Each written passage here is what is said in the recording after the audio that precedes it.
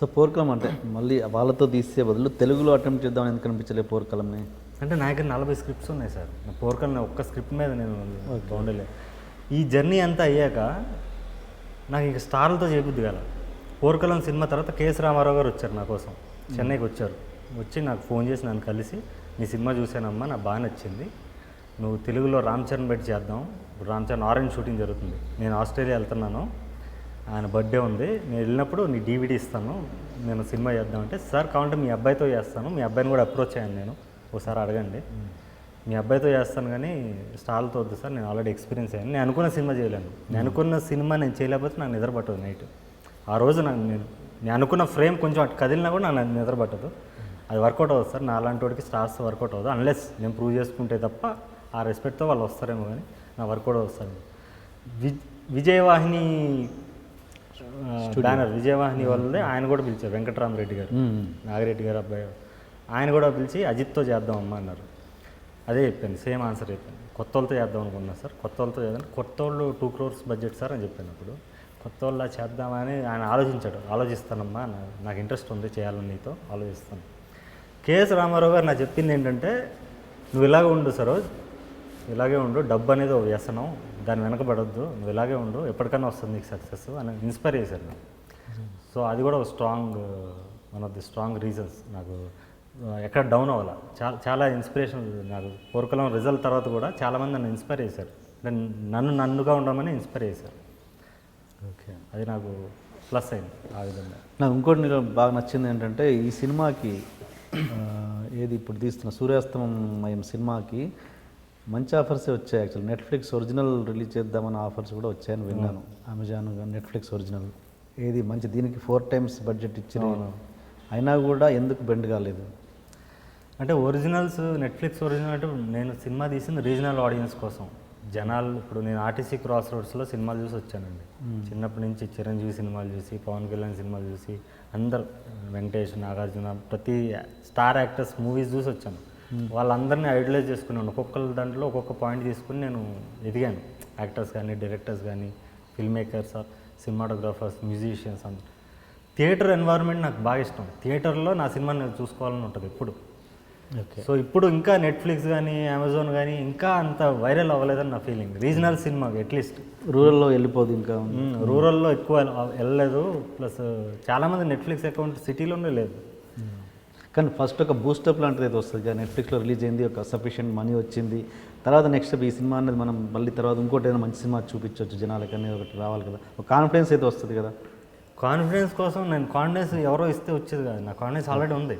Okay, confidence ఉంది, నాకు cinema మీద కాన్ఫిడెన్స్ ఉంది. ఈ సినిమా నేను మళ్ళీ చెప్తున్నా, చాలాసార్లు చెప్పాను ఈ విషయం, 2 దశాబ్దాలు గుర్తుండిపోయే 2 గంటల చిత్రం, 2 hours ఫిల్మ్ మిమ్మల్ని లాక్ చేస్తుంది, బయట ఒక ఫీల్తో బయట పంపిస్తుంది. ఒక కొత్త సినిమా ఇది, ఈ జనరేషన్లో ఇది కొత్త cinema in all aspects, right from writing or performances or technical aspects, aesthetics, anything.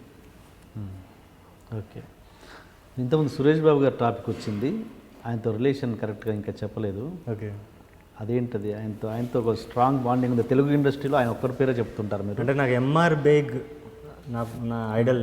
MR Baig నా క్రికెట్ కోచ్ తర్వాత నాకు సినిమా ఇండస్ట్రీలో ఆర్ సినిమా లైఫ్లో ఇంచుమించు అదే క్వాలిటీస్ ఉన్న వ్యక్తిని నేను చూశానంటే సురేష్ బాబు గారు.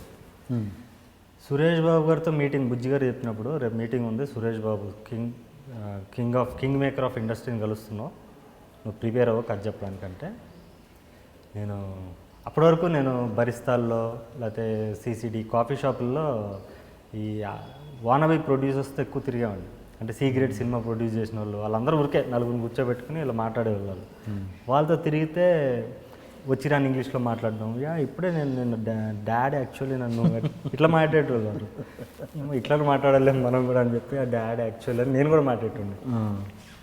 అయితే వీళ్ళు ఎట్లా ఉన్నారు, ఆయన యూఎస్ రిటర్న్ సురేష్ బాబు అనే పర్సన్, ఆయన ఎప్పుడు చూడలే నేను, మీడియాలో కనిపించడం ఎక్కడ కనిపించడం అప్పటికి. ఇప్పుడు వస్తున్నాడు ఆయన మీడియాకి, కానీ అప్పట్లో సురేష్ బాబు ఎలా ఉంటాడో ఎవరు తెలియదు. రామానాయుడు గారు తెలుసు కానీ వాళ్ళ అబ్బాయి ఎలా ఉంటాడో తెలియదు. యూఎస్ రిటర్న్ అంటే సూట్ బూట్ వేసుకుని ఇలా కూర్చొని కాలు మీద కాలు పెట్టి అంటాడు అనుకున్నా.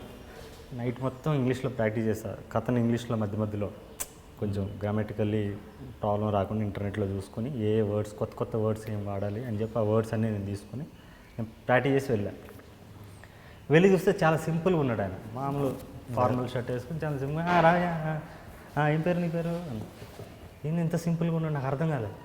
మొత్తం ప్రిపేర్ అయ్యి వచ్చాను నేను, పాష్ సోఫిస్టికేటెడ్ లాంగ్వేజ్ అంతా ప్రిపేర్ చేసి సింపుల్గా ఉన్నాడు అనిపించింది. తర్వాత కథ విని ఆయనకు నచ్చి ఆయనతో నేను చేసిన జర్నీ, ఆయన తీసుకున్న ప్రాక్టికల్ లెసన్స్ ఒక ఎగ్జాంపుల్ చెప్తాను. వన్ ఆఫ్ ది ఎగ్జాంపుల్స్, ఒకసారి మార్నింగ్ 9 o'clock ఫోన్ చేశారు. ఆయన నెంబర్ నాకు ఎగరలేదు, ఎప్పుడు బుజ్జిగారి త్రూ వెళ్ళి ఆయన కలిసేవాడిని. హలో అన్న, నేనమ్మా సురేష్ బాబుని అన్నారు. సార్ ఒకసారి స్టూడియోకి వస్తావా ఫ్రీగా ఉంటే? వస్తాను సార్ అని చెప్పి వెంటనే బండి వేసుకొని స్టూడియోకి వెళ్ళాను. ఆయన కారు, ఆయనే సెల్ఫ్ డ్రైవింగ్, కూర్చో అన్నాడు, కార్లో కూర్చోబెట్టుకున్నాడు. నానకరాంగూడలో తులసి సినిమా షూటింగ్ జరుగుతుంది. తులసి అని వెంకటేష్ సినిమా షూటింగ్ జరుగుతుంది. ఆ షూటింగ్కి వెళ్ళాం, కారు దిగాం. ఒక ఆర్ట్ అసిస్టెంట్ ఒక ఆయన వచ్చి ఏదో గడపలు లేవు ఏదో లేదు సాంగ్కి, నీ కళ్ళతోటి నా కళ్ళలోకి అనే సాంగ్ ప్యాచ్ వర్క్ నడుస్తుంది, దానికి ఏదో గడపలు కావాలి కొంచెం ఆర్టిస్టిక్గా, ఇది దొరకట్లే వాళ్ళకి, ఏదో ఇమ్మీడియట్గా అప్పటికప్పుడు వచ్చిన ఐడియానో ఏదో సంథింగ్. ఇప్పుడే వచ్చి సురేష్ బాబు గారితో డిస్కస్ చేస్తున్నారు, అక్కడికి వెళ్ళాలి బాబు, ఇది చేపియాలి, టైం పడుతుంది అది అంటే. ఎందుకు పలానా చోట ఉంటాయని చెప్పి రాసా రోజు అని ఒక ఫోన్ డ్రైవ్ చేసుకుంటానే, డ్రైవ్ ముందు డ్రైవ్ చేస్తూ ఫోన్ కూడా మాట్లాడు, స్టార్ట్ చేసి ఫోన్ మాట్లాడు. శిల్ప కళావేదికలో ఎవరికో కాల్ చేసి రెడీ పెట్టండి అని చెప్పి ఫోన్ కట్ చేసి, అక్కడి నుంచి మేము ఏసీ కార్లో ఏసీ వేసుకొని గ్లాసులు పైకి అనుకొని శిల్ప కళావేదికకి వెళ్ళాం. వెళ్ళి దిగాక అక్కడ 3-4 గడపలు ఉన్నాయి. అక్కడ లేబర్ కూడా తక్కువ ఉన్నారు, కార్మికులు 3 ఎంతో ఉన్నారు, వాళ్ళు మొయ్యలేకపోతున్నారు. అప్పుడు ఈయన భుజం మీద వేసుకోపోయాడు. అప్పుడు ఒక లేబర్ ఒక ఆయన వచ్చి ఇక్కడ టవల్ లాంటిది ఏదో పెడుతున్నాడు, కొంచెం నీట్గా ఉంటాడు, అయినా ఫార్మల్లో ఉంటాడు. ఎందుకని చెప్పి తీసుకెళ్ళేసి ఈయన పెట్టుకుని సరోజ్ రా అన్నాడు. అప్పుడు దాకా ఇట్లా స్టైల్ ఇలా కొట్టేవాళ్ళం కదా, హిపోక్రటిక్ పీపుల్తో జరిగి కొంచెం ఇట్లా డైరెక్టర్ ఇట్లా ఉండాలి అట్లా ఉండాలి ఉండేది. ఆయన చూసాక రా అనగానే నేను కూడా వెళ్ళి పట్టుకున్నాను. మేము వెళ్ళిన కార్ పైనే ఆ 3 గడపలు కట్టి ఆ గ్లాసెస్ డౌన్ చేసి మిట్ట మధ్యాహ్నం ఏసీ లేకుండా అక్కడి నుంచి మీ ఇద్దరం మళ్ళీ డ్రైవ్ చేసుకుంటూ నానగ్రామ్ కూడా వచ్చి అక్కడి నుంచి మళ్ళీ దాన్ని డిస్మాంటిల్ చేసి కింద పెట్టి, తర్వాత దాన్ని మళ్ళీ అక్కడ ఆర్టిస్ట్ అండ్ 3-4 వచ్చారు, ఇంకా ఎవరో మళ్ళీ ఈయన కొంచెం చేయించి హెల్ప్ చేసి అక్కడ పెట్టించి వర్క్ ఫినిష్ చేశాక మళ్ళీ వేరే వర్క్, మళ్ళీ ఏదో ఫోన్ వచ్చింది, మళ్ళీ స్టూడియోలో ఏదో పని వచ్చింది, మళ్ళీ స్టూడియో తీసుకెళ్ళారు. సో ఇలాంటి ఎన్నో ఎక్స్పీరియన్సెస్ అండి. ఆయన చూసే నాకు అర్థమైంది ఏంటంటే, ఒక గొప్ప పారిశ్రామికవేత్త అవ్వాలంటే గొప్ప కార్మికుడు కావాలి. నేను ముందు ఆయనే కరెంట్ బిల్ కట్టుకుంటాడు, ఆయనే తోటమాలికి జీతం ఇస్తాడు, ఆయనే స్టూడియో నుంచి సినిమా వరకు ప్రతిదీ ఆయనే చేసుకుంటాడు.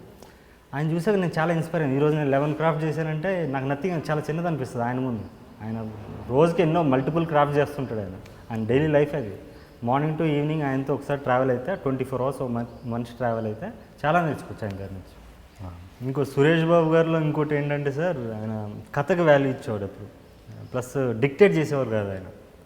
నువ్వు ఇలా చేయని ఎప్పుడు చెప్పలేరా, మేము ఇలా చేసామనేవారు.